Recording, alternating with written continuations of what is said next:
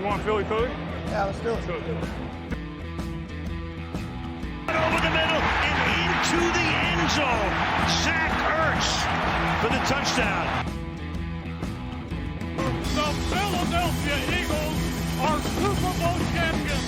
Eagles fans everywhere, this is for you.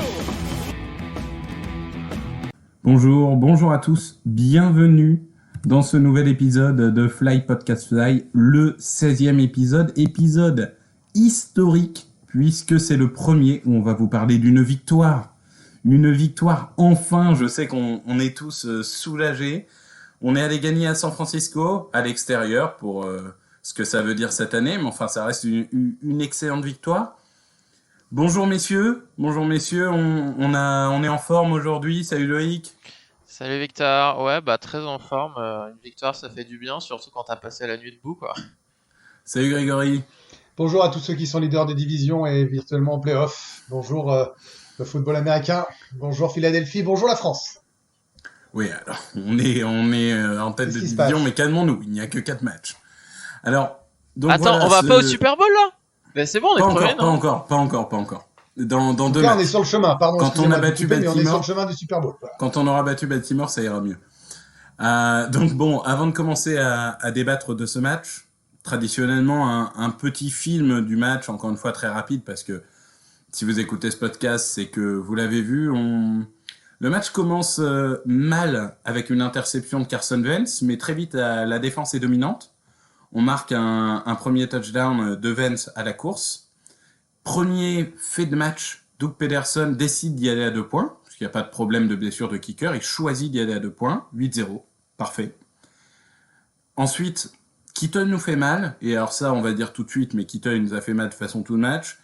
Ils reviennent à 8-7, donc le match entre guillemets s'endort un petit peu, jusqu'au début de la seconde mi-temps où ils nous refoutent un touchdown. On revient un petit peu avec un field goal et à 14-11, on se dit là, il faut quelque chose. On avait déjà eu un turnover en première mi-temps, on y reviendra, c'est assez rare et exceptionnel pour en parler. Là, on va en avoir 2 d'affilée. On va avoir d'abord un force fumble de Creven LeBlanc, si je ne dis pas de bêtises, qui ensuite nous permet d'aller marquer un touchdown par le grand, l'exceptionnel, le légendaire, le meilleur receveur de l'histoire des Eagles, Travis Fulgham, que évidemment personne ne connaissait avant ce match, et qui réalise une réception absolument magnifique pour touchdown. Et juste derrière, une action après, interception d'Alex Singleton, pick six, et là, on se retrouve à mener dans ce match assez largement, pense-t-on. On se dit, il reste 4 minutes, on a 2 scores d'avance, on va pouvoir tranquillement regarder la fin de match en sirotant une menthe à l'eau, évidemment. Et finalement, on arrive à se compliquer la vie quand même. On se prend un touchdown, on rend la balle sur vraiment une succession d'actions assez incompréhensibles, on y reviendra peut-être. Et il se retrouve en position de gagner le match, mais heureusement pour nous, la dernière passe Ave Maria ne trouve pas preneur.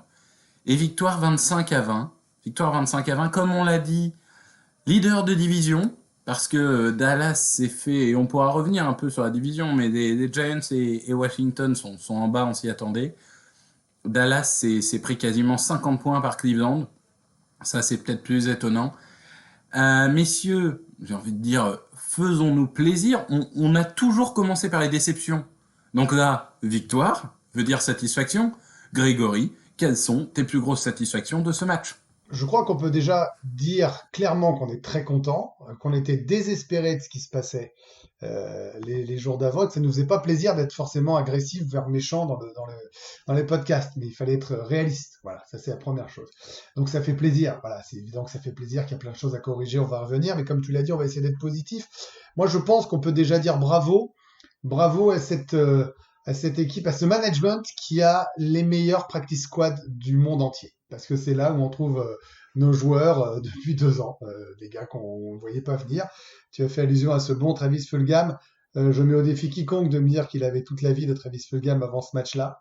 Mais c'est pas le seul. C'est ça aussi. 0 yards dans NFL avant voilà. le match. C'est ça qui était étonnant. On a aussi un bon Richard Rodgers qui a fait un bon match, franchement, avec des réceptions assez important. Lui, on connaît un peu plus quand Oui. même, parce que c'est un vétéran qui traîne depuis longtemps. Mais tu as raison, très bon match. Tu l'as rarement vu traîner chez nous, prendre des ballons de la C'est vrai, part c'est vrai. de Wentz, pardon. Je suis sur les receveurs, hein, parce qu'on les a beaucoup assommés, je pense à très juste titre. Je voudrais saluer aussi John Hightower, parce que ce môme-là, il a peut-être un truc. Je mets le peut-être quand même avant le un truc. Mais Il fait un me plaît force bien. d'armes décisif. Hein. Il me plaît bien. Tu sens qu'il n'y a pas de tremblote dans ce qu'il fait. Je suis un poil plus mitigé, j'y reviendrai tout à l'heure sur Miles Sanders, mais je pense que c'est pas que de sa faute. Voilà, il a apporté ce qu'il devait apporter. On doit être autour de 70 yards en course et en réception. 75, ouais. C'est loin d'être honteux. Il y a eu quelques reculs un peu embêtants. Et je voudrais parler de Carson Wentz aussi, parce que les stats sont pas dingues. On est à 18 sur 28, il n'y a pas 200 yards et c'est une passe, un touchdown. Mais il aurait pu totalement sombrer parce qu'il recommençait comme avant avec cette interception. Il recommençait à lâcher assez tardivement le ballon, je trouvais. Il s'en débarrassait que quand il y avait 5 mecs sur lui, je trouvais qu'il recommençait les erreurs et il a pas coulé.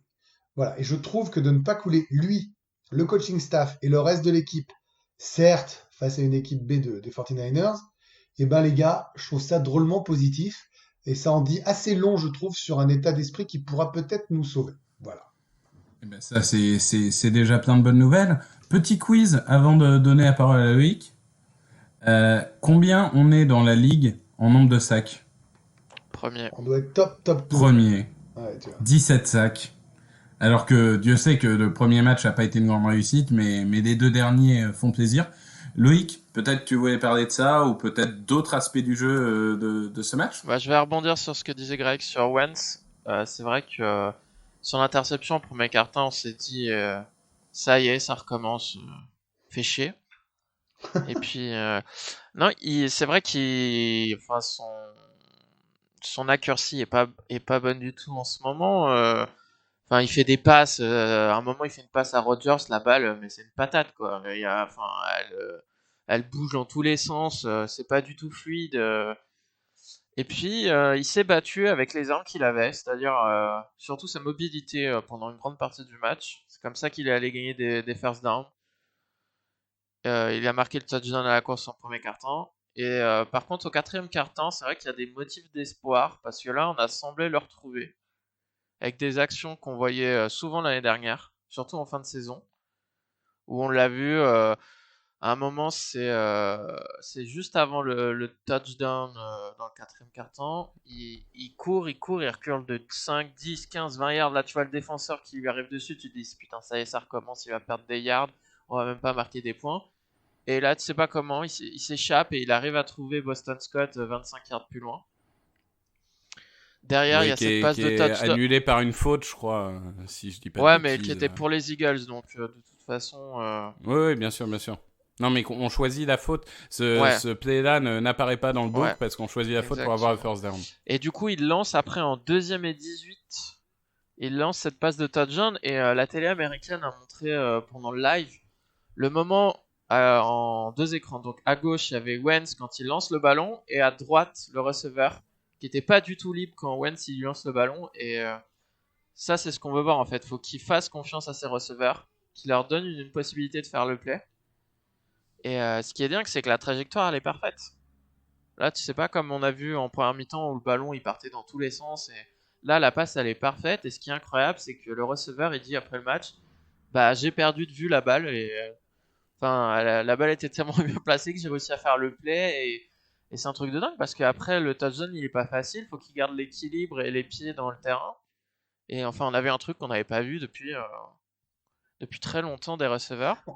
On a vu des stats, pardon Luc, je te coupe 2 secondes, ce que j'ai appelé dans les podcasts précédents une passe next-gen. C'est les fameuses passes next generation, où ils te montraient les tout petits trous de souris pour envoyer la balle, l'écart entre le receveur et le défenseur, et là il la met, mais voilà, encore deux. Quoi. Ah bah il n'y a pas de séparation. Hein. Ouais, okay, la séparation, elle est faite par la passe, mais pour le coup, je pense que individuellement, cette passe est la plus belle qu'on ait vue depuis 2017. Après... Moi, non, je suis pas d'accord. Celle qu'il fait l'année dernière à Washington, à Sanders, au fond de la end zone. Oui, c'est vrai. Oui. T'as raison. Oui. On l'a vu, Loïc. Il est là, notre mémoire vivante. Elle est là, notre mémoire vivante. Un peu de positivisme de Loïc, Ouais. ça fait du bien. Ah, Après, pour enchaîner sur le sujet que tu voulais me faire aborder, oui. Moi, j'étais très critique des lignes défensives sur les premières semaines parce que, vu l'investissement, on en attendait beaucoup.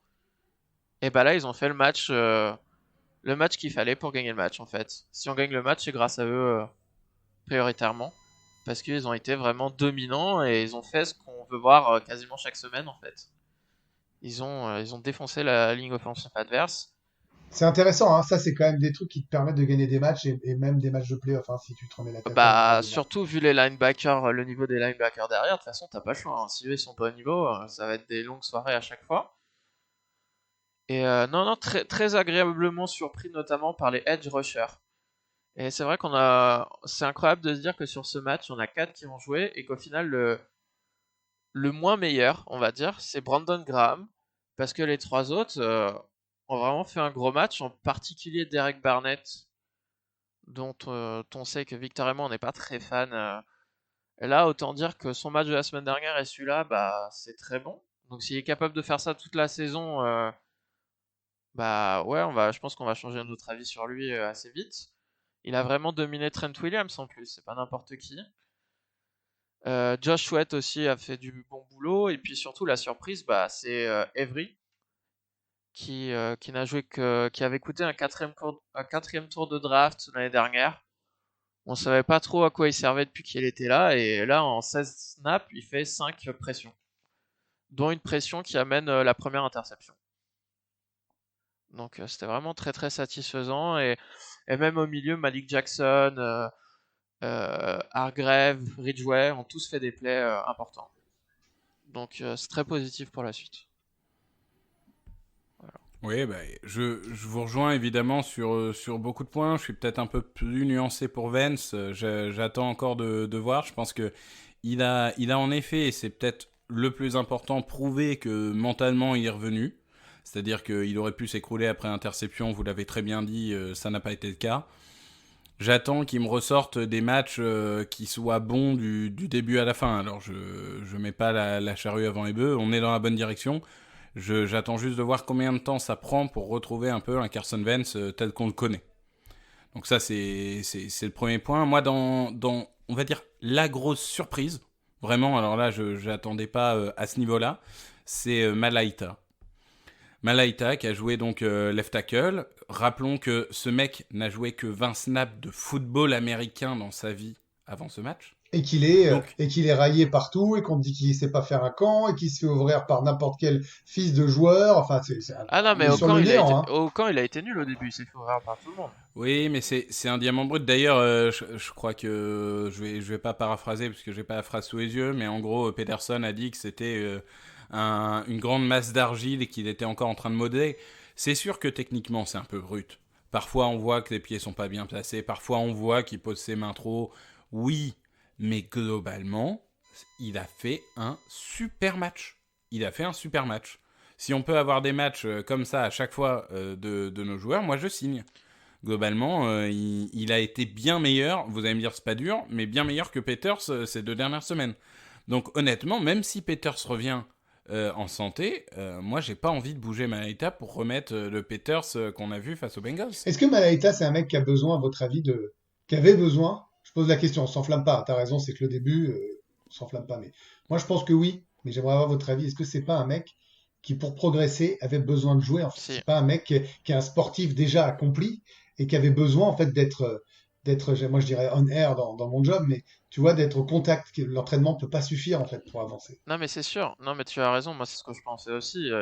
Là, de toute façon, faut qu'il continue à jouer. Là, il n'y a pas le choix. Faut lui donner parce qu'il a jamais joué au football de sa vie. Donc, l'entraînement, c'est Alors, bien, mais faut qu'il puisse jouer 80 snaps de haute intensité contre une attaque qu'il connaît pas aussi. Parce que justement, alors l'un des oui, défauts des Eagles, c'est que l'attaque est tellement prévisible. Donc, à l'entraînement, tu vois les mêmes choses, les mêmes joueurs. Là, si tu dois changer d'adversaire toutes les semaines, justement, le challenge est plus grand. Donc, c'est comme ça qu'il peut progresser en fait. C'est de jouer, jouer, jouer, jouer, jouer. Pas le choix. je suis globalement d'accord, mais je rajouterai juste un mais. Le seul truc de jouer, du coup, faut pas qu'ils prennent des mauvaises habitudes, justement, au niveau des pieds, des mains, etc. Donc, faut vraiment que les coachs soient très attentifs à le corriger pendant la semaine et que lui soit très attentif à appliquer ce que lui disent les coachs. Ouais, vu les retours qu'on a eus, c'est déjà le cas. Parce qu'il y avait eu un article Non, mais sur je lui suis où- d'accord. Mais s'il travaille, honnêtement, moi, c'est ce que je disais. Je ne vois pas de raison de mettre quelqu'un d'autre à sa place. Je vois pas de raison de mettre Peters par rapport à ce qu'il nous a montré depuis le début de la saison. C'est sûr que, franchement, autant y aller. Autant y Bah. aller. Si ça, c'est ce qu'il nous donne sans expérience, moi, je veux bien voir ce qu'il donne avec expérience. Il y a quoi. quelqu'un Parce que, qui soulevait le débat.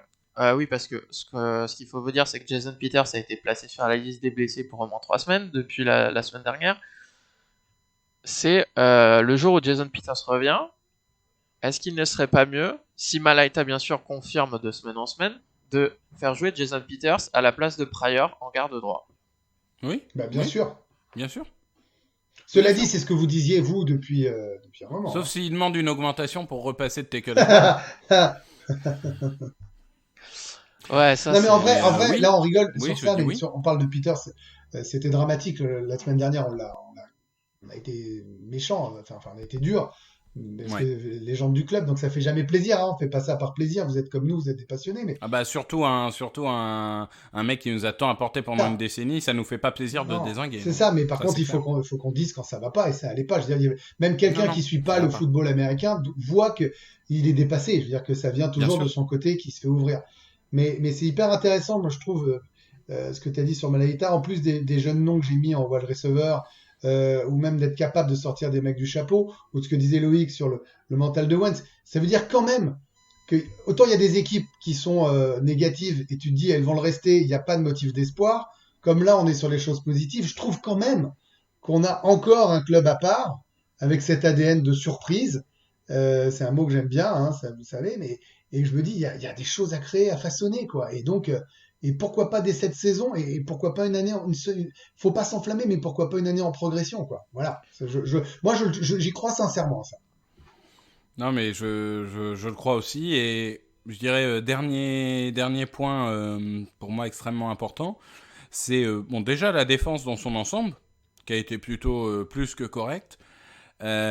Le Kevin Wallace, le safety, qui a fait le boulot. Alors oui, il s'est fait 2 fois défoncer par Kittle. Enfin, il y a un moment, Kittle, il a fait 190 yards, donc il a marché sur notre défense. Hein, Ouais, il donc, marche sur il y tout a le un monde. moment, oui, il marche sur tout le monde. Kevin Wallace, un rookie, je vais pas lui en vouloir de s'être fait burner par Kittle. Burney, c'est même pas en plus le mot parce que il disait que Kittle, il a fait 6 catchs contestés quand même. Donc c'est pas, il était ouais, tout seul ouais, face ouais. à. Autant contre les linebackers, c'est vrai qu'il avait une autoroute à chaque fois Mm. parce qu'ils sont nuls, on va revenir plus tard. Mais autant quand il y avait McLeod ou Wallace sur lui, oui, il faisait le catch, oui, il avançait, mais il était plutôt bien couvert. Donc ça, c'est plutôt des Non mais c'est signes sûr positifs. et je veux dire Wallace a fait un match encourageant et tous les jours je préfère lui à mettre Mills ou autre Ou Epps. en deuxième safety. McLeod Wallace ça me plaît bien. Voilà, c'est pareil, Et- hein. Gros potentiel de progression. Je veux dire, il a le physique, Oui, il semble avoir bien sûr. l'intelligence de jeu.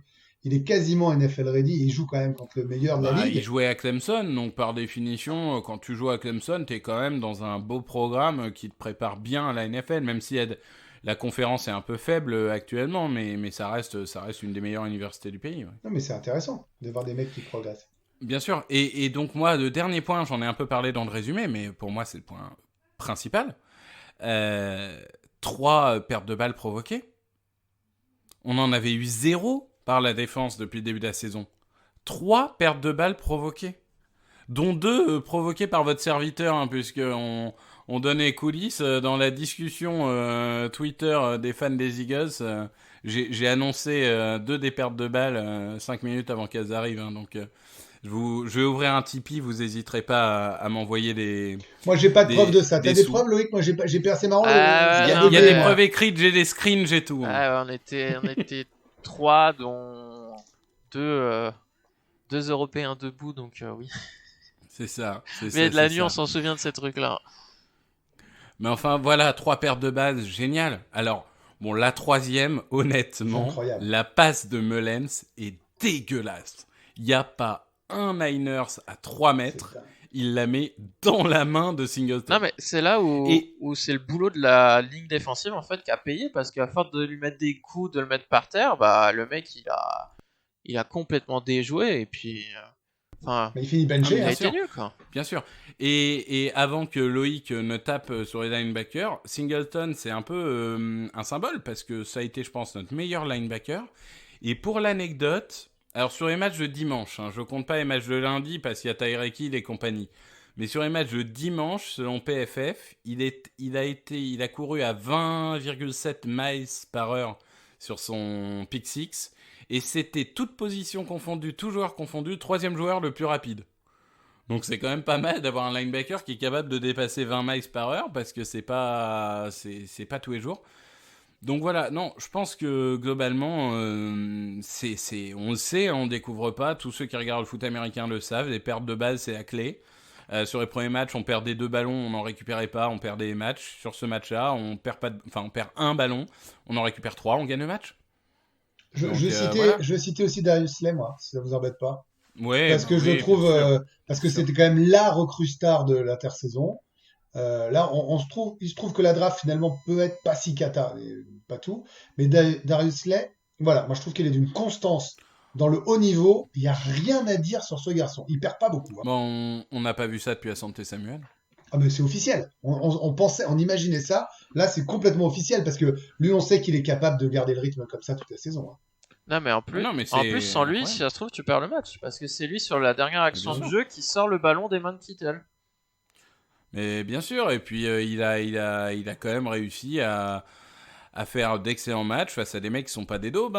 McLaurin, c'est pas une daube. Robert Woods. Eddie Green, c'est pas une daube. Robert Woods, c'est pas une daube. Et là, là, c'était plus de la zone, mais on va dire que il a dû surtout contenir Deebo Samuel. Pas de chance, il est sur la photo sur le touchdown de Ayuk, mais parce qu'il se fait bloquer le genou et en fait il peut plus avancer, il tombe par terre en fait. Ouais. Mais ça, il y a un moment, tu peux pas. Ouais, tu peux pas lui en c'est vouloir. surtout le safety Epps qui est sur la photo. Hein. Il se fait, Oui, il le va pour safety plaquer Epps, et Ayuk se il lui fait, saute par dessus quoi. Donc, il lui saute par dessus, ouais. mais bon, Ouais, après on bon, n'oublie ça, pas les 3 joueurs des Eagles avant qui loupent le plaquage. Hein. Non, mais c'est sûr. Mais mis à part cette action-là qui était catastrophique, j'ai trouvé que la défense a été vraiment au niveau dans ce match. Je serai plus nuancé sur l'attaque et je pense qu'on va y revenir dans la deuxième partie, puisque là on va quand même se faire un petit peu de points négatifs. Il y a toujours des choses à améliorer et on revient vous parler de ça dans quelques instants.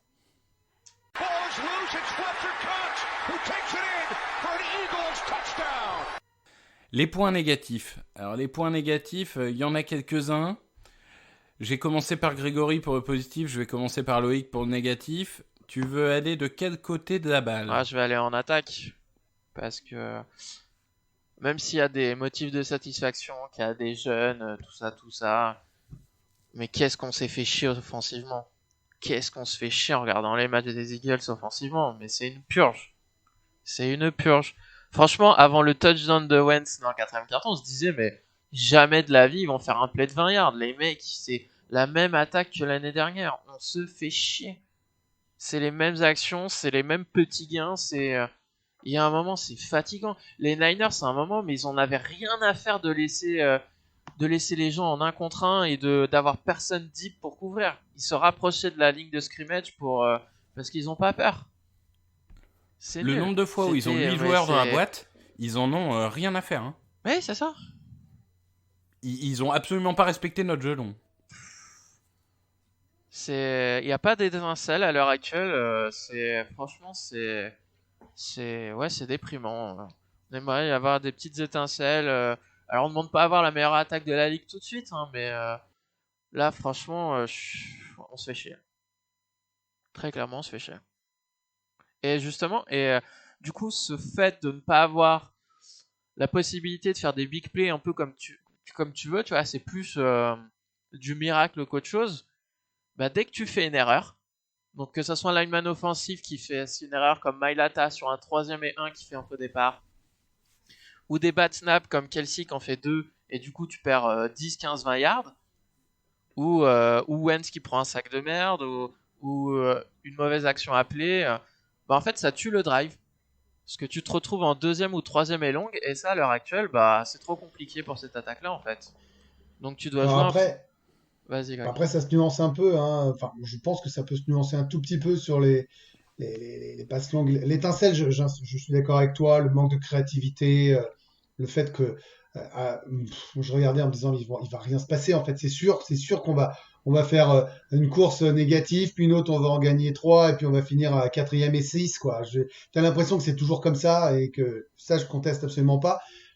Mais quand t'as pas Reagor et Jackson, c'est plus compliqué de pouvoir faire peur à des défenses. Voilà, c'est la seule petite nuance sur l'attaque offensive que je veux bien leur accorder. Mais Mais on en revient toujours au même point, c'est la gestion des receveurs durant l'intersaison, ça a été mauvais. Ouais, alors, mais pas forcément parce qu'on a aussi des pièces. Par exemple, Hightower en college football, ça a toujours été un joueur de passe profonde. C'était un mec qui allait très vite tout droit. On l'utilise pas sur des tracés comme ça. Ouais, c'est vrai. J'ai pas vu un seul tracé comme ça. Alors on que en revient en fait au de point temps où en temps, tu perds quoi à juste envoyer ton mec au loin, lui dire vas-y cours. Il se passera peut-être rien, on verra. Mais au pire, tu ramènes un cornerback ou un safety avec toi. Franchement, j'ai du mal à comprendre. Et il y a un moment où on marque 15 points dans le dernier quart-temps, mais enfin, c'est un pick six et un touchdown où on commence des 42 de San Francisco. Ouais, bon après Donc, ça c'est fait pas- partie du on jeu. n'a pas remonté le terrain. Oui. Quand on prenait ça, on disait pas ils ont pas. Je veux dire, il y a aucun moment où les autres ont toujours remonté contre nous 100 yards, tu vois ce que je veux dire. Non, Faut surtout les prendre ce qu'il y a à Redskins, on prendre, commençait quoi. que dans notre terrain. Mais ce que je veux dire, c'est que il y a un moment, l'attaque est pas réglée. Non, et puis il y a, c'est la il même y a, que- il y a- quelque chose. Mais ce qui est fou, c'est qu'ils ont viré le coordinateur offensif, qu'ils ont viré le coach Ils des en ont receveurs, 4 maintenant. ils ont fait venir s'entendent plus. plein de coachs pour avoir de nouvelles idées, et au final, c'est la même chose C'est que vrai. l'année dernière. c'est Mais vrai. c'est quand on dit quand t'as 2 quarterbacks, t'as pas de quarterback, bah quand t'as 4 coordinateurs offensifs, t'as pas de coordinateur offensif. Il y a un moment, Mm. c'est pas possible, quoi. C'est pas possible.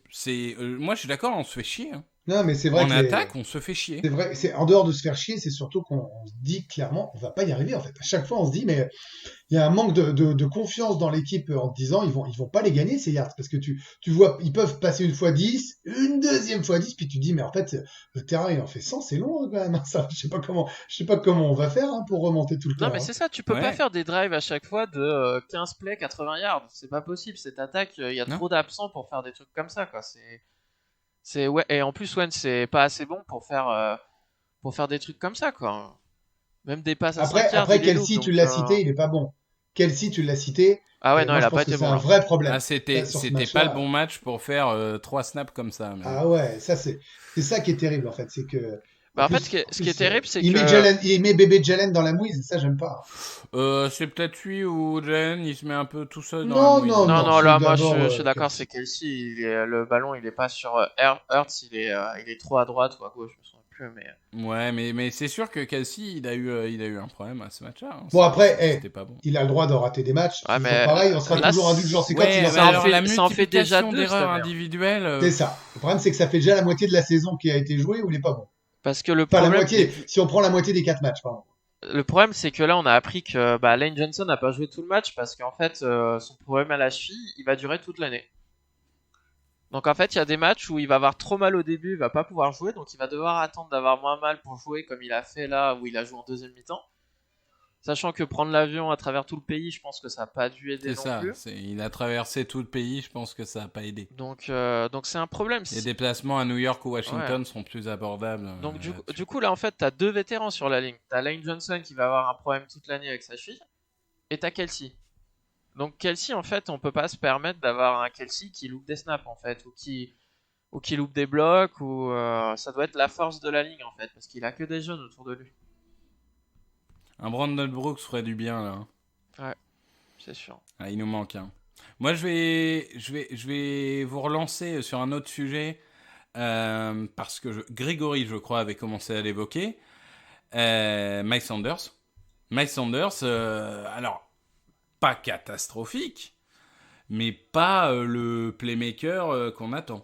Non, mais tu as raison. Ça, c'est pas contestable et même statistiquement, c'est pas contestable. Maintenant, pour un gars qui est un peu à la peine, je trouve qu'il apporte quand même son truc, quoi. Et que Et il est rarement zéro, quoi. Il n'y a pas un moment où tu te dis, va faire un match à 5 yards, 15 yards, bon, ça serait vraiment bas. Mais on l'a déjà vu, tu vois, surtout chez nous d'ailleurs, à ce poste-là. Moi, je trouve que ce mec-là est même trop peu utilisé, en fait. C'est-à-dire que par moment, il le zappe, et je ne comprends pas pourquoi il le zappe. Alors, il m'a un peu gonflé dans ce match-là, et Dieu sait que je l'avais mis en sauveur les podcasts précédents, parce que je crois énormément en lui, et je crois énormément en ses mains, en plus de son jeu de course, et qui peut faire beaucoup de bien pour à des avancées de 10, 15, 20 yards un peu surprise. Euh, il m'a gonflé quand il était souvent pris à perdre 2-3 yards. Je trouve que ça lui arrivait un peu plus que d'habitude. Maintenant, il n'est pas seul responsable dans cette situation-là. C'est que le play a peut-être été soit mal appelé, soit mal exécuté, soit le trou n'a pas été fait devant lui. Donc, c'est un peu plus complexe que seulement lui. Mais à l'arrivée, j'en reviens à ce que je disais au début, ces 75 yards en réception et en course sont pas lamentables. Et puis surtout, au moment où ça doit compter, il doit être sur le terrain. Et je pense que je suis pas le seul, on est tous d'accord, on est un peu surpris de ne pas le voir plus. Voilà. Moi, Bah, surtout c'est sur ça, le quoi. dernier drive, là. Bah ouais, c'est ça Sur qui le est dernier bizarre. drive où on récupère un onside kick, hein, parce qu'il tente un onside Bien kick sûr. un peu bizarre d'ailleurs. Raté, tu peux le Mais dire, un onside kick raté. ouais, et on fait jouer une fois Boston, une fois Clement. Ah oui, et d'ailleurs, juste sur la première action de ce truc-là, ce que je comprends pas, c'est qu'il y a 2 minutes 2. Tu peux tenter une Donc, passe. quoi Ouais. qu'il arrive, il va y avoir 2 minutes warning. Donc en gros, t'as une passe gratuite. De toute façon, il y aura de timeout. Et tu tentes une course. Donc déjà, tu sens que pour la deuxième fois d'affilée, les bosses de Pedersen, elles ont rétréci. Et en plus, derrière, tu fais courir Clement et Scott et pas une seule fois Sanders sur ce truc. C'est incompréhensible. Ah, Alors après, la passe, et après je te laisse le dire que la passe, c'est peut-être que même si on a dit qu'il était revenu au mental, Wentz, peut-être que Pedersen n'était pas sûr à 200% qu'il allait pas lui envoyer une saucisse Bah tu fais une screen. et qu'il Une s'est dit, screen, un bon, on truc va éviter Oui, un peu safe. mais moi j'essaie de trouver l'explication du pourquoi. Ouais, Et bien sûr. peut-être que c'est, bon, bah si on court, on va bouffer du temps, la preuve, on a gagné. Plutôt que de se dire, bon, bah si ça finit Bah, dans les mains 2-2, adverses, tu ça bouffes pue. pas Quoi. du temps, t'auras juste 2 minutes warning. non, mais déjà, Peterson, il avait fait la même erreur au Super Bowl, si vous Oui, vous c'est en vrai. souvenez. Ouais, c'est vrai. Et non, mais moi je Attends, pense j'y qu'il suis aurait, plus. il aurait dû appeler une place, même s'il était pas Ah oui. confiant en Wentz, il pouvait lui dire tu ne fais pas de passe, sauf si le gars est vraiment ouvert, il y a personne autour, et tu gardes le ballon et Oui, tu cours. Vu comment Wentz il a été efficace sur les courses, tu le laissais Ouais, garder pourquoi la pas. balle, en appelant des jeux où les receveurs ils partent le plus loin possible pour essayer de faire le plus d'espace, et il aurait pu courir, aller chercher des yards. Mais ouais, Sanders, je pense qu'il y a un problème de condition physique, puisqu'il a été blessé quasiment tout le mois d'août. Donc à mon avis, je serais pas surpris qu'il soit pas encore à 100% physiquement. Et il n'est pas aidé par le comité. Hein. Non, Parce franchement, que Scott Clement et et Clement, ils Scott, n'apportent rien. c'est catastrophique. Ouais. Enfin, Clement, moi, de toute façon, j'y croyais pas. Moi, je voulais des petits jeunes. Et le seul jeune que je voulais pas, c'était Killins. C'est celui qu'ils ont pris, on a bien vu. Mais moi, je veux que Mike Warren vienne. Ah bah il a été coupé du Et- practice squad. Je sais, mais bon. Non, mais Scott, c'est Boston- déceptif parce qu'il avait fait une super fin Boston de saison. Scott, par rapport à ce qu'il a fait en fin de saison dernière, Non, là il apporte. tu t'attendais à ce qu'il soit un petit playmaker, un truc, un machin. Là, c'est vraiment plat, mais plat. Tu sens pas l'accélération, le changement de C'est rythme. ça. Tu sens pas le petit truc qu'il Ouais. avait l'année dernière. Tu sais, ce côté électrisant, comme dit souvent Grégory, genre, tu donnes la balle, tu te dis, oh là, si ça se trouve, là, il est parti, il va nous faire des petits moves et il nous fait 20 yards. Là, non. Tu donnes la balle et tu dis, ouais, bah, il a pas l'air de trop bouger. Ça a pas l'air de trop intéresser. Enfin, je sais pas.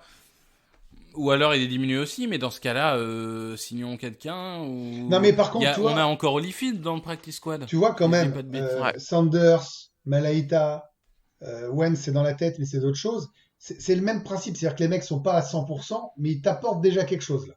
Tu vois, donc je me dis, si Loïc a raison sur l'état physique de Sanders, par exemple, ça ne peut être que des matchs à 100, 125 yards en cumulé très rapidement.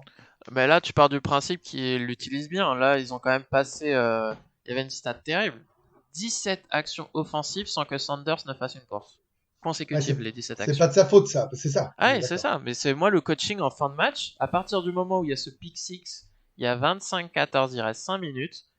Et bah, Doug Pederson et Jim Schwartz, ils se sont chiés dessus. Très clairement, ils ont eu peur. Ils ont joué conservatif. Par contre, Et on a failli. heureusement qu'il loupe le 2 points. Hein. Ouais. La conversion à 2 points, parce que Hein là, on aurait eu Parce des que d'un problèmes. côté, vous avez Jim Schwartz qui a dit à sa défense, vous arrêtez d'être agressif, je ne beat plus, je ne fais plus rien. Juste, hop, vous les laissez compléter des passes, mais le chrono est cool. Donc du coup, boum, ils vont au touchdown. Et derrière, 3 courses où en fait, Wentz, il aurait pu mettre le genou à terre, c'était pareil en fait. Il acceptait déjà qu'il allait punter. Donc il punt, et là, c'est rebelote, pas d'agressivité de la défense. Donc forcément, les linemen défensifs, bah, ils étaient fatigués à force. Hein. Pas de secret. Hein.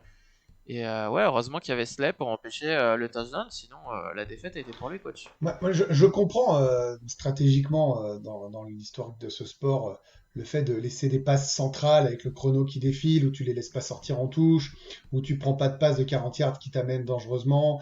Voilà, je conçois aussi ce que tu critiques là. Je comprends ce qu'ils veulent faire. Ça peut se faire un peu chier dessus, mais à la fin, ça gagne. Donc, c'est aussi discutable parce que le match a été gagné de cette manière-là. Tu vois, alors tu te fais peur, je suis Mais tu te fais d'accord. peur jusqu'à Tu te fais jusqu'au bout, peur quoi. inutilement peut-être, mais à l'arrivée, bon là, pour le coup, ça leur a donné raison, comme souvent d'ailleurs dans ce sport-là. Mais t'es pas obligé de faire souffrir ceux qui regardent, en l'occurrence nous. Non. Mais ce que je comprends pas, c'est que j'ai l'impression que ça fait des années qu'on est les spécialistes, champions du monde, de ces passes centrales de 15-20 yards. Et puis au bout d'un moment, le terrain il se rétrécit. Hein.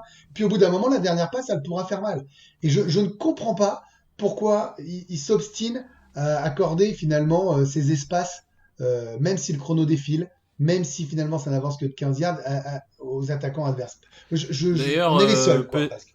petite anecdote, le chrono aurait dû défiler beaucoup plus vite que Mais ça, et oui. ils auraient pu ne pas pouvoir lancer comment dirais-je, Le ballon, l'Ave Maria. le Ave Maria, mais alors l'arbitre apparemment, Oui. alors soit il a reçu un petit chèque, soit il est fan des Niners, soit il faut qu'il joue en Ligue 1 parce qu'il plonge bien, mais bon, blessure de l'arbitre un peu, le mec il se fait caresser par Graham, on a l'impression que Enfin, Graham, c'est 115 kilos. Hein, à un C'est- moment, Bah, l'autre il en faisait si, au là- moins autant. Non, mais Victor, Victor, pardon. Grégory, viens, on fait un test avec Victor. Non. On va trouver un joueur de je football fais quasiment américain. 115 moi. Ouais, moi, je veux bien que tu dises que l'arbitre, il a reçu un petit billet, mais enfin, il a raison, Loïc, pour le coup, quand même. Ces mecs-là, tes fleurs, non, mais attends, ils sont pas tous préparés à prendre ce gars-là. Après, c'est gonflant, hein. Quand t'es en plein milieu de la nuit, que tu t'attends à prendre ta première victoire. Alors moi, je me levais pour aller bosser, mais j'imagine ceux qui sont en descente, de fatigue, un peu sur les nerfs, et tu vois ça et tu dis, mais non, mais t'es chiant, tu me bouffes 25 secondes. Je comprends que ça mette un peu les nerfs, Victor. Maintenant, attends, ça fait 2 jours, tu dois être raisonné, là, quand même. Non, moi je retiens. Moi je sais où il habite, j'ai fait mes recherches. J'arrive avec une batte de baseball, non, j'ai tout ce qu'il faut. J'ai Moi une je vais question juste. pour vous. Attends. Vas-y. Moi je veux juste ma minute équipe spéciale parce que quand j'ai pas ma minute équipe Ah spéciale, oui, je t'es suis pas malheureux. bien. Ah oui, bien sûr. Le record de yards par punt sur une saison, c'est Shane Letcher avec 47,6. Après 4 matchs, notre Cameron Johnston, il a fait 19 punts. Sa moyenne actuellement, elle est de 51,6 yards par punt. Et je suis désolé, mais il y a quand même 2 punts là contre les 49ers où le mec fait 10 ou 20 yards de plus que ce qu'on peut attendre. Et mine de rien, dans un jeu de gain de terrain, ça fait la différence. Donc, je dis pas que c'est décisif qu'on a gagné le match avec ça, mais je dis qu'avoir un punter de ce niveau, ça peut toujours, surtout dans un match qui n'est pas une furie offensive et où les défenses sont un peu au-dessus, mais gagner 20 yards par 20 yards sur les punts, ça peut faire la différence. Ça et Jack Elliott qui ne rate pas. Je suis d'accord avec toi, le pied est bon cette année. Par contre, petite mauvaise nouvelle pour les special teams, deux des meilleurs joueurs en couverture de punt se sont blessés. Edwards et Ford, qui vont être absents plusieurs semaines. Donc, Surtout Ford, c'est le principal gunner. Donc. ouais, bah ouais, en fait, dès que le joueur adverse il attrape le ballon, il est là, il lui met un taquet. Hein. Ouais. Donc, malheureusement, c'est encore les adducteurs qu'on relâché pour Ford, donc à mon avis. Donc Hightower sera gunner au match prochain. Faut bien faire jouer des receveurs en équipe spéciale alors que t'en as déjà pas beaucoup. C'est vrai. Non, du coup, je voulais vous demander, est-ce Ouais. que Singleton doit plus jouer, surtout quand on voit le niveau de Gary et de comment il s'appelle, le Docard, Riley. Brady. Riley. Je vais laisser notre spécialiste des LB parler. Là. Bah oui. Enfin, je veux dire, à partir du moment où ils sont tous nuls et où Gary est à peu près moyen. Non, franchement, je Gary, vois il pas est de... super nul. Franchement, je pensais pas Non, qu'il non, aurait. non, qu'il non, serait- t'es trop dur. T'es trop dur. Il a jamais été bon en couverture, il est pas là pour ça, mais Non, mais- il fait le boulot d'un LB3. Personne n'a jamais dit que c'était un LB1. Non, mais Enfin, je là, veux dire, il y a franchement, un il moment, t'en continue de attends trop. louper des plaquages. Et en couverture, chaque passe qui est lancé en sa direction, c'est un catch et c'est un first down. Mais t'as attendu que ça soit Bobby Wagner. Bah Il y a non, un mais moment, moi, faut arrêter. j'attends des coachs qui ne le mettent pas sur le terrain 95% des Et snaps. ils vont mettre qui? Ils vont mettre Bah, qui? c'est ça. S'ils ne mettent pas lui, ils mettent qui? Parce que même Singleton, oui, ça a été le meilleur linebacker du match, donc ok, tu le mets. Tu mets qui à côté? Bah, tu essayes ce que tu as. Hein. Ou tu essayes. De quoi? Bradley Taylor? Bah Ouais. oui, d'accord, mais à partir du moment où c'est Schwartz et que il essaye pas les rookies, sauf s'il en est obligé, comme Wallace, parce que Wallace, pourquoi il est titulaire? C'est parce que Mills passe cornerback pour remplacer Maddox. Donc s'il est pas obligé, il met pas les rookies. Et à partir du moment où il va pas mettre les rookies, c'est Singleton et Gary. Parce que je suis désolé, Non, c'est Riley Edwards et Gary. et... Pardon? C'est Riley et Gary du coup qui jouent. Non, mais du coup, moi j'imagine que ça soit Singleton et Gary pour le prochain match. Parce que Riley, je suis pas rassuré. Parce que Edwards, il est bon en équipe spéciale, mais c'est à peu près tout. Ah non, il je- s'est plaqué pour le coup. Mais il sait pas couvrir non plus. Oui, mais oui, c'est ça. Non, mais il y a un moment, il y en a pas un seul qui sait courir, de toute façon. Donc, Je pense que là, on a un problème aussi d'identification de profil. C'est qu'on n'a pas de linebackers qui savent couvrir. Après c'est clair. Singleton, pardon, hein, je reviens, toc toc toc, je frappe à la porte avec l'ADN, mais le mec correspond totalement au profil de ce qu'on a relancé et qui a réussi ces 2 dernières saisons. S'il y a des mecs donnés pour morts, jouant dans une autre ligue, en practice squad, ce que tu veux, des gars qui n'ont pas normalement le niveau NFL, bon bah nous, on est capable de le sortir du chapeau. Donc, Non, mais c'est sûr. Ouais. Mais après, voilà, moi, j'y crois dans le sens où je pense qu'on prend pas de risque à lui donner sa chance. Il peut pas être plus mauvais que les mecs autour. après, à voir si le retour de Will Parks, si au final ils n'ont pas passé leur temps à faire jouer Will Parks linebacker comme Malcolm Jenkins l'année dernière. C'est possible aussi, mais déjà, attendons de voir dans quel état il revient. Ah Parce bah, qu'on connaît ouais.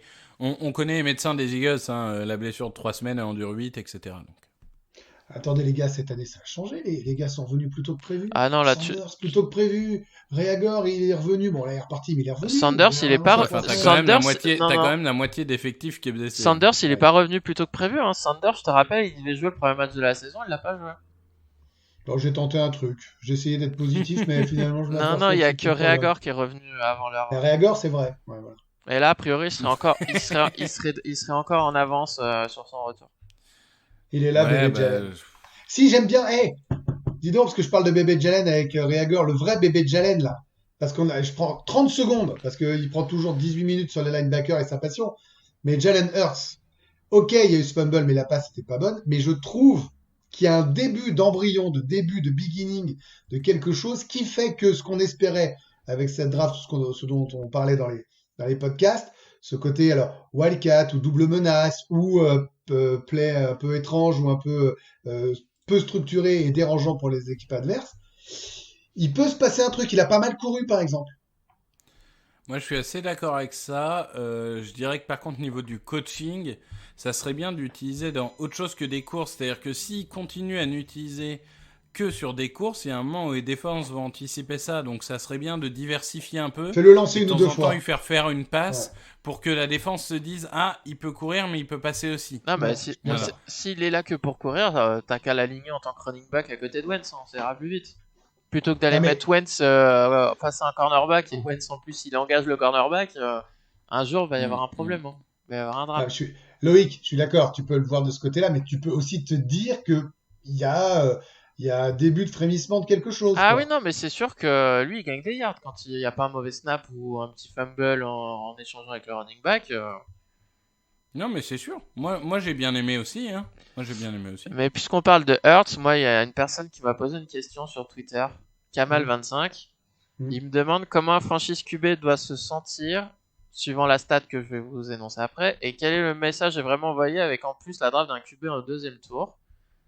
Et la stat, c'est depuis que Wentz est dans la ligue, avant ce match, il a eu 20 receveurs. Wide receiver, hein, pas les tight ends ou les running backs. Il y en a 10 qui sont déjà hors de la ligue. DeSean Jackson a loupé 4 a joué 4 matchs sur 20 et Alshon en a loupé 10 sur 20. Au final, il y a eu Greg Ward, qui est le meilleur receveur dispo. T'as eu Aguilar et Tate, sachant que Golden Tate, c'était quoi, 8 matchs. Aguilar qui a été mauvais 4 saisons sur 5. Et les 5 autres, ils ont 25 catchs combinés.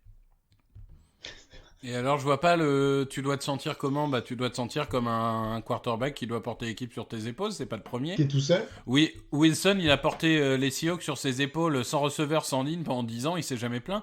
Enfin, il y a un moment, oui, c'est pas idéal. Oui, il préférerait sûrement être Dak Prescott et avoir une ligne, encore que la ligne est un peu moyenne cette année, mais une ligne plus que correcte, CeeDee Lamb, Mari Cooper et compagnie.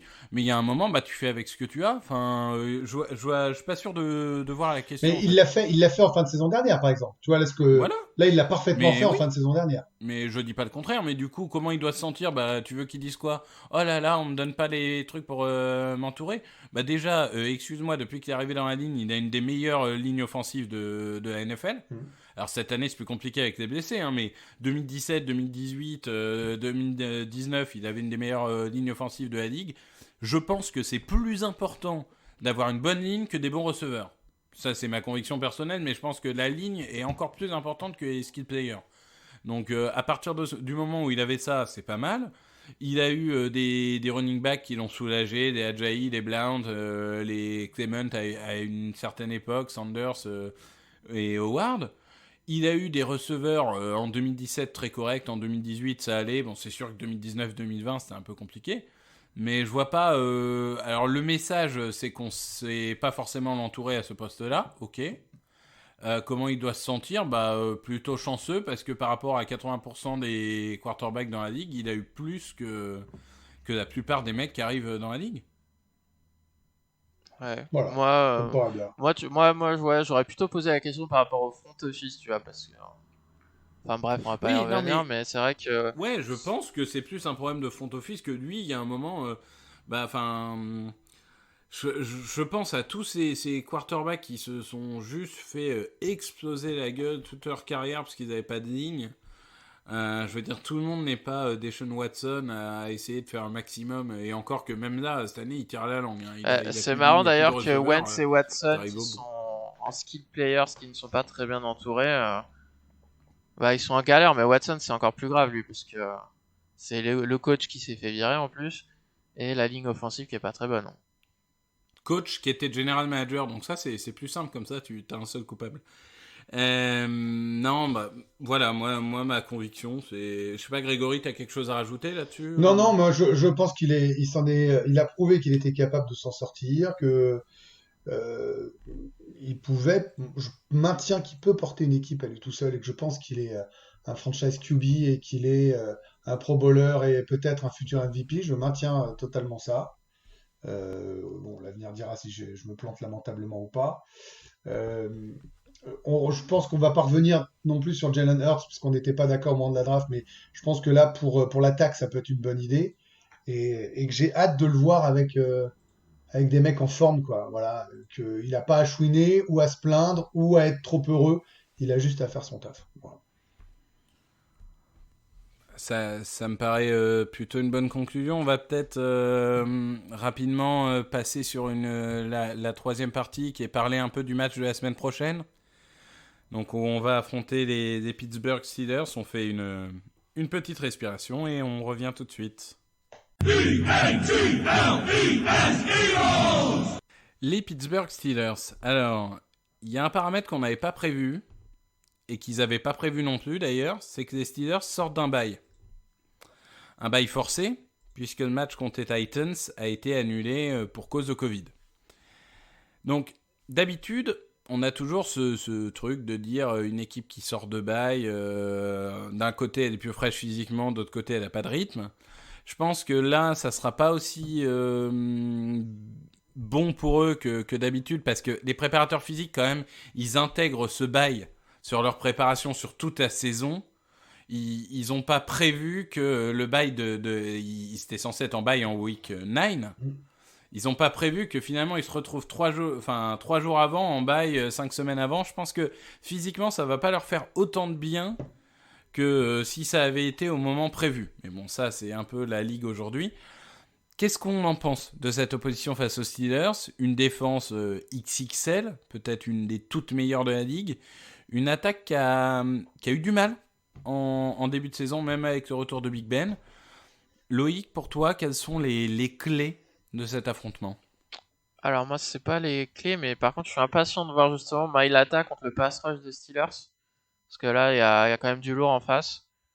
Il y a TJ Watt qui devrait être face à Lane Johnson. Et j'ai oublié son nom, il est sous tag actuellement. Bud de prix. Yes, Bud Dupree qui est très bon aussi. Dupree, Même oui. l'intérieur de la ligne va avoir un sacré challenge. Donc ouais, je suis impatient de voir un peu ces jeunes linemen offensifs contre un tel pass rush. Voir ce qu'ils sont capables de faire. Bien sûr, voir si Wentz s'améliore ou pas. Bah, ça va être la clé pour ce match et pour le reste de la saison. Et après, en défense, je suis curieux de voir si la défense va continuer à ne pas encaisser réellement de big play dans la secondary, parce que j'ai l'impression qu'on s'est pas encore fait trouer, ou alors j'ai totalement effacé ça de ma mémoire, mais j'ai pas l'impression qu'il y ait eu, par exemple, une play action et le quarterback il lance pour 50 yards à un receveur qui est tout seul, quoi. J'ai pas l'impression que notre défense a subi ça pour le moment. Non, contre les Rams, on s'est plutôt pris des gros runs, parce qu'on n'était pas habitué à se prendre, mais ouais, Ouais. bah je suis assez d'accord avant de donner mon opinion. Grégory, Ouais, toi, non, qu'est-ce qui t'intéresse plus c'était très bien sur ce match-là? ce qu'a dit Loïc est très juste. Moi, j'ai juste envie que le puzzle finisse de se mettre en place ou poursuive en tout cas euh, son, sa résolution parce que on voit les défauts principaux, on voit les progrès. Tu vois, je parlais de frémissement tout à l'heure. J'ai envie que tout se mette en place. Ça veut dire que ce qu'on a vu cette semaine progresse encore de 10-15%. Ce sera déjà énorme sur des garçons comme Sanders, comme Mailata, comme Wentz, évidemment. Que Hurts soit peut-être plus décisif encore, on revienne à son niveau. Voilà. Tu vois que tout progresse, que Kelsey soit pas à la rue. Si tout ça, juste ça, se met en place, on va redevenir une équipe redoutable. Si en plus tu rajoutes des mecs qui sont blessés, qui reviennent dans le game. Voilà, moi j'ai envie de sortir du match contre les Steelers avec le sentiment eh ben on a tout donné, les gars ont été bons, après tu perds contre meilleur que toi. Bon, voilà, c'est le sport hein, en règle générale. Mais, euh, mais je pense que je serais plus déçu que le match nul contre les Bengals parce que là je commence à retrouver un peu de flamme et à y croire, tu vois ce que je veux dire. Et que j'ai envie de croire que ces progressions vont être constantes toute l'année. Ouais, bah moi en fait j'ai deux points que je trouve intéressants et je vais faire vite, puis ça boucle un peu, mais au niveau de l'attaque, en effet, on va se faire bouffer par Watt, Dupree, Eaton, pas Eaton, Williams et Tweet, même Devin Bush, enfin, on va se faire bouffer. Mais justement, comment on adapte le plan de jeu? Est-ce qu'on arrive enfin à remettre en place quelque chose qui nous réussissait beaucoup cette dernière saison, c'est-à-dire les screens? Est-ce qu'on arrive à trouver les bonnes screens où justement on piège un ou deux pass rushers qui vont du coup se dire ah je peux y aller, et qui vont être peut-être un peu gourmands et on passe au-dessus. Donc voilà, le plan de jeu qui sera adopté, le play coding, je pense que c'est vraiment un des matchs où si Doug veut prouver, moi j'y crois plus trop, mais qu'il peut redynamiser cette attaque, c'est maintenant. C'est maintenant et l'attaque marquera pas 40 points. Enfin, ce serait un miracle. Mais par contre, je pense que la défense a un gros coup à jouer aussi. Parce que je me suis refait les deux matchs, du coup, parce qu'ils en ont deux de Pittsburgh. Non, ils Donc, en ont 3. oui, pardon, ils en ont trois. Donc, moi, j'ai fait les deux derniers. Donc, j'ai fait Denver et Houston. Globalement, l'attaque ne m'a pas du tout impressionné. Dans le sens où j'ai trouvé Big Ben lent. J'ai trouvé que le jeu de course, quand il y a des gens qui peuvent jouer, mais des James Conner et tout, ça m'a pas particulièrement impressionné. Par contre, ce qui va m'intéresser, c'est nos cornerbacks par rapport à leurs receveurs. Et alors autant je me dis, bon, Juju Smith-Schuster, il va être contre Darius Slay. Ça, ok. Par contre, ils ont Chase Claypool, qui est en fait, pour ceux qui l'ont suivi en université, c'est un receveur, mais avec quasiment un corps de tight end.